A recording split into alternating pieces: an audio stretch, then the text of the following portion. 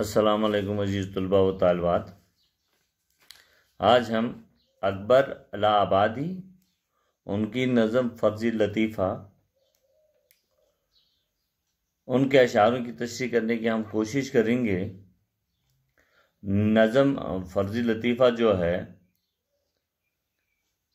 اپنی اس دلکشی نظم میں نظیر اکبر آبادی نے موجودہ زمانے کے مسلمانوں کی حالت زار، غفلت اندیشی اور نالائکی پر طنز کے تیر برسائے ہیں۔ مسلمانوں کی موجودہ حالت دیکھ کر یہی کہا جا سکتا ہے کہ آپ اس قوم کی بربادی اور تباہی سے بچانے والا کوئی نہیں ہے۔ مانی ہوئی بات یہ ہے کہ خدا اس کی مدد کرتا ہے جو خود اپنی مدد کو کرنے کے لیے جو تیار ہوگا، یعنی اللہ اس کی مدد کرتا ہے جو اپنی مدد آپ کرتا ہے۔ مسلمان اپنی مدد آپ کرنے کے جذبے سے محروم ہو چکا ہے۔ وہ اپنی ترقی کے لیے دوسرے ملکوں جیسے کہ سعودی عرب پر نظمیں جمائے ہوئے ہیں۔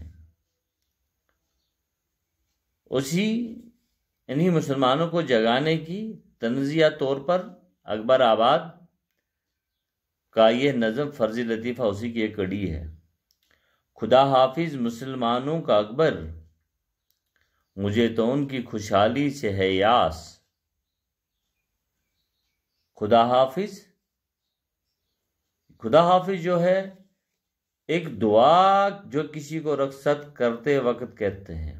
مسلمانوں میں خدا حافظ اس وقت یہ کہا جاتا ہے، ایک دعا یہ ہے کہ جب کوئی اپنے ہم سے رخصت ہو جاتے ہیں، غیر یا جس سے دوست احباب جب ہم سے رخصت ہوتے ہیں تو ہم اسے خدا حافظ کہتے ہیں، یعنی کہ یہ رخصتی کی ایک دعا ہے۔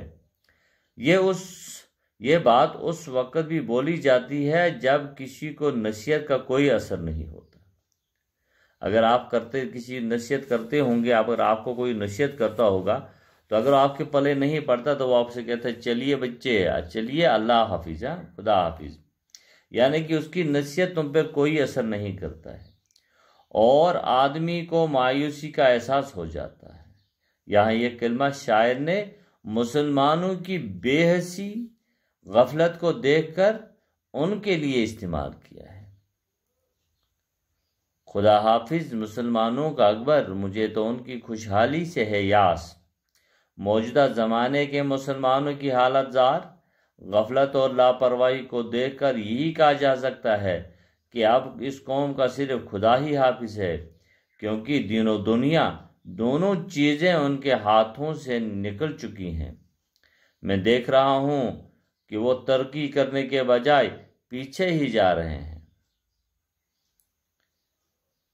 انہیں اپنی ترقی کا کوئی خیال نہیں ہے، مجھے ہمیشہ ان کی خوشحالی کا خیال رہتا ہے۔ اکبر کہتا ہے کہ مجھے ہمیشہ ہی ان کی ترقی کا، مسلمانوں کی ترقی کا خیال رہتا ہے۔ میں چاہتا ہوں کہ وہ ایک عزت دار قوم بن کر میں دیکھ سکوں، لیکن افسوس وہ اپنی حالت بدلنے کے لیے تیار نہیں ہے۔ یہ عاشق شاہد مقصود کے ہیں، نہ جائیں گے ولیکن سعی کے پاس۔ شاہد معشوق کہتے ہیں حسین محبوب کو، سعی جو ہے وہ کوشش کو کہتے ہیں، دوڑ دھوپ محنت و مشقت تلاش جستجو۔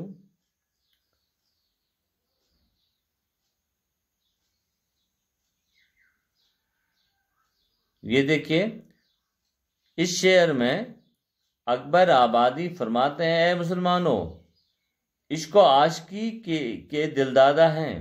مسلمان جو ہیں وہ عشق و عاشقی کے دلدادہ ہیں۔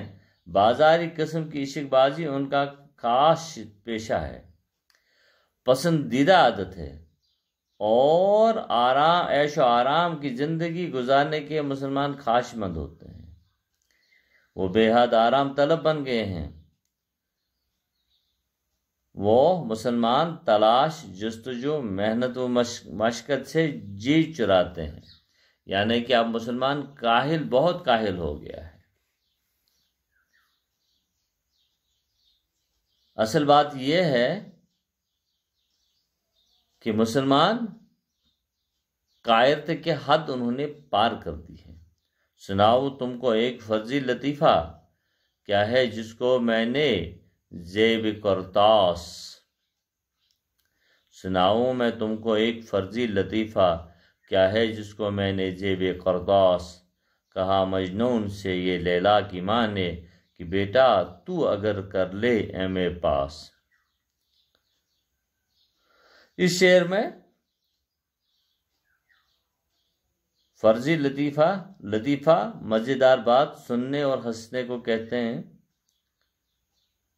زیب کرتاس کہتے ہیں کاغذ کی زینت۔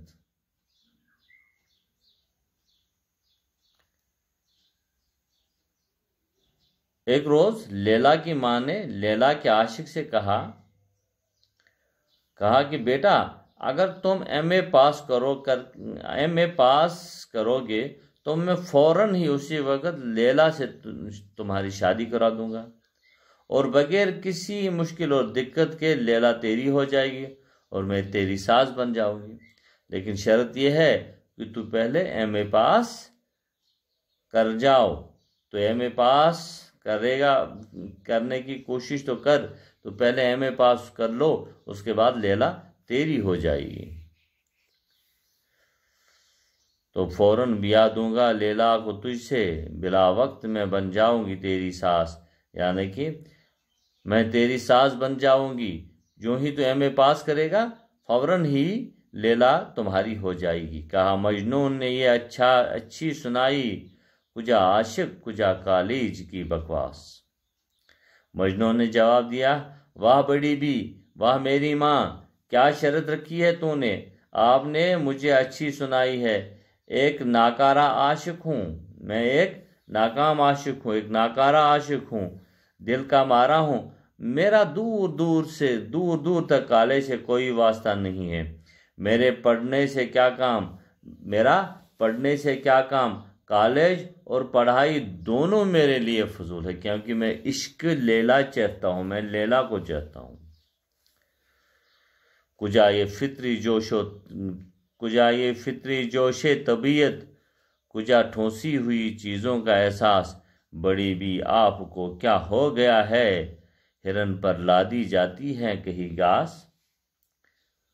تو اس شعر میں پھر وہ کہہ رہا ہے کہ قدرت نے مجھے یہ سبق سکھایا ہے، کیا کون سا سبق سکھایا ہے؟ جذبہ عشق اسے عطا کیا گیا ہے، اس کے سوا اور کوئی جذبہ اور کوئی سبق میرے دماغ میں نہیں ٹھوسے گا، ٹھوسنا ہی نہیں جا سکتا ہے، یعنی کہ صرف عشق کے سوائے میرے دماغ میں کوئی اور سبق میرے دماغ میں نہیں آ سکتا، بھلا میں کہاں علم و فن کے کالج میں حاصل کر سکتا ہوں، میرے دل و دماغ میں صرف لیلا کا عشق ہی ہے۔ بڑی بھی آپ کو کیا ہو گیا ہے، ہرن پر لادی جاتی ہے کہیں گھاس۔ میری ماں، بڑی بھی میری ماں، آپ کو یہ کیا ہو گیا، یہ کیسی باتیں کرتی ہیں آپ؟ کیا ہرنی پر گھاس لادی جاتی ہے؟ کہیں کیا دیکھا ہے آپ نے کہ ہرن کے پیٹھ پر گھاس لادی جاتی ہے؟ کہیں ہرن سے بھی گدے کا کام لیا جا سکتا ہے؟ نہیں۔ یہ اچھی قدردانی ہے آپ نے، مجھے سمجھا ہے کوئی ہر چرنداس۔ چرنداس ہندی لفظ ہے، سنسکرت لفظ ہے، اس کا مطلب ہے دیوتاؤں کے پاؤں، یعنی کہ پاؤں کے دول، غلام، پاؤں کے دول یعنی کہ غلام۔ آپ نے خوب میری عزت افزائی کی ہے کہ آپ نے مجھے کوئی چرنداز غلام سمجھ لیا ہے جو میں انگریزی تعلیم حاصل کرنے کا کالجوں کی خاک چھانوں، یعنی کہ ایم اے پاس کرنے کے لیے مجھے تو کالج جانا ہی پڑے گا، کیا تو نے مجھے غلام سمجھا ہے کہ میں ایم اے پاس کرنے کے لیے کالج کی خاک چھانوں؟ یہ اچھی قدردانی آپ نے کی، مجھے سمجھا ہے کہ مجھے سمجھا ہے کوئی چرانداز، دل میں اپنا خون کرنے کو ہوں موجود، نہیں منظور مغز سر کا آماس۔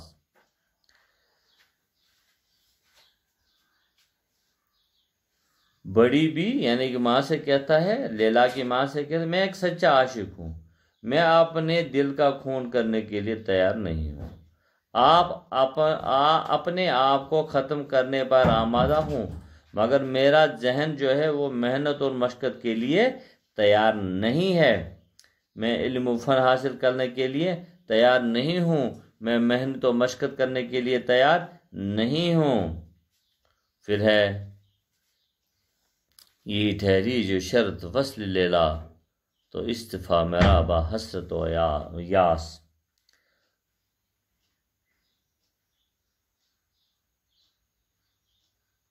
بڑی بھی، اگر میرے لیے ضروری ہے کہ میں ایم اے پاس کر لوں، کہ لیلا کو حاصل کرنے کے لیے میں تعلیم حاصل کر لوں، ایم اے پاس کروں، تو میں باز آیا لیلا سے، مجھے اس صورت میں لیلا بھی منظور نہیں ہے، میں مایوس اور دلگیر ہو کر لیلا کا خیال دل سے نکال دیتا ہوں، مجھے ایسی لیلا منظور نہیں جس کے لیے مجھے ایم اے کرنا پڑے، یعنی کہ مجھے وہ چاہیے ہی نہیں، جی لیلا مجھے چاہیے نہیں، گرچہ مجھے اگر کچھ محنت مشقت کرنی پڑے گی۔ عزیز طلباء و طالبات، ان اشعاروں کی ہم نے تشریح کرنے کی کوشش کی ہے، کہیں کچھ اگر آپ کے سمجھ میں نہ آ جائے گا تو میرے پرسنل نمبر پر مجھ سے رابطہ قائم کر سکتے ہیں۔ اللہ حافظ۔